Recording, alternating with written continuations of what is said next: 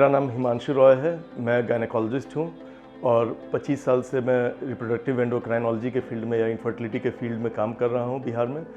और बिहार में पहला टेस्ट ट्यूब बेबी 2003 में इसी संस्था के द्वारा हुआ है और उसके बाद पहला ट्विन, पहला फ्रोज़न एम्ब्रियो ट्रांसफ़र और sperm donation, freezing of sperm, ये सब हम लोग के इंस्टीट्यूट से बिहार के जितने माइलस्टोन्स हुए हैं वे प्राप्त हुए हैं। इसके साथ साथ आज के तारीख में इंडिया में जो आधुनिकतम जो भी टेक्निक IVF और ICSI के फील्ड में हो सकती है वे हम लोग की संस्था सृजन में उपलब्ध है। और ऐसी व्यवस्था भारत के बहुत कम सेंटर्स में, चुनिंदा सेंटर्स में ही है। और जो पहले जिन इलाज के लिए लोगों को बाहर बॉम्बे, दिल्ली वगैरह जाना पड़ता था, अब उल्टा पलायन हो रहा है। बॉम्बे, दिल्ली से लोग अब आते हैं यहाँ इलाज के लिए। और हम लोग यहाँ साथ साथ में ट्रेनिंग की भी सुविधा है। डॉक्टर्स को हम लोग जो ऑल इंडिया जो हम लोग का एसोसिएशन है गायनेकोलॉजिस्ट का, इनफर्टिलिटी सोसाइटी ऑफ इंडिया है, Indian society of assisted reproduction है, इनके तत्वाधान में हम लोग काफ़ी कोर्सेज भी यहाँ कंडक्ट करते हैं जिसमें कि इनफर्टिलिटी की ट्रेनिंग भी दी जाती है।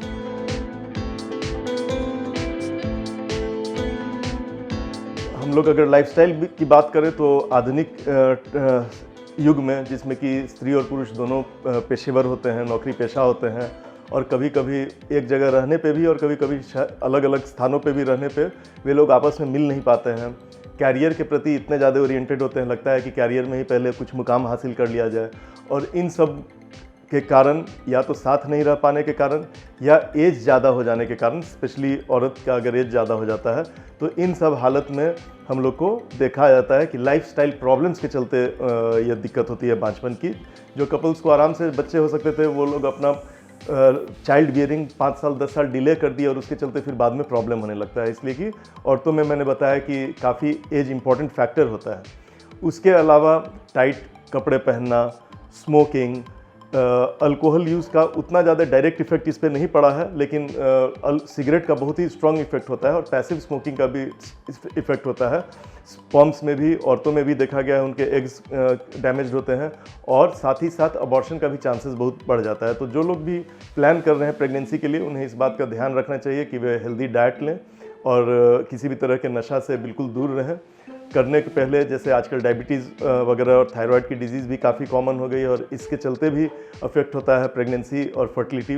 तो पहले ही, जब भी प्लान करने के पहले फॉलिक एसिड वगैरह लें, शुगर अपना टेस्ट करा लें, कुछ गड़बड़ हो तो उसको एक्सरसाइज या डाइट से या नहीं तो दवा से कंट्रोल कर लें।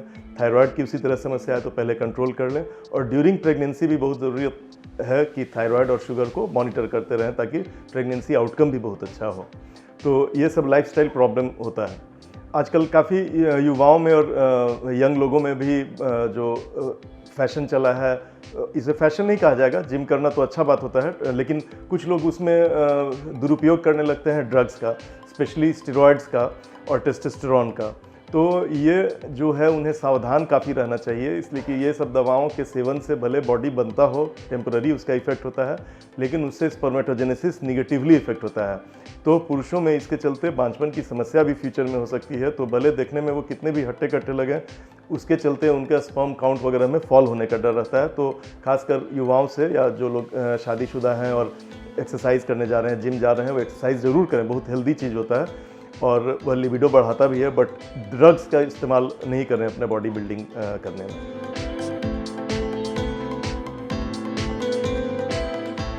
IVF के लिए हम लोग जो फर्टिलाइजेशन होता है वह इन विट्रो या शरीर के बाहर हम लोग कराते हैं, जिसमें कि औरत को एग्स बनने की इंजेक्शंस दी जाती है, फिर उसके सुई के ही द्वारा नीचे से उसके एग्स को निकाल लिया जाता है और हस्बैंड के स्पर्म्स को वॉश करके इसके साथ मिला दिया जाता है। 3 से 5 दिन तक हम लोग इसको लैब में रखते हैं और उसके बाद जो सबसे अच्छे जो भ्रूण बनते हैं इस एग और स्पर्म से मिलने से, उसे वापस नीचे के रास्ते से औरत के यूट्रस में डाल दिया जाता है और 15 दिन के बाद वो पता चलता है ब्लड टेस्ट से कि वो प्रेगनेंसी इम्प्लांट हुआ कि नहीं। तो ये IVF की प्रोसेस होती है जिसके द्वारा ट्यूबल ब्लॉक को हम लोग बाईपास कर सकते हैं। तो ट्यूबल ब्लॉक के केस में आजकल काफ़ी आसान हो गया है IVF के द्वारा सफलता मिलना।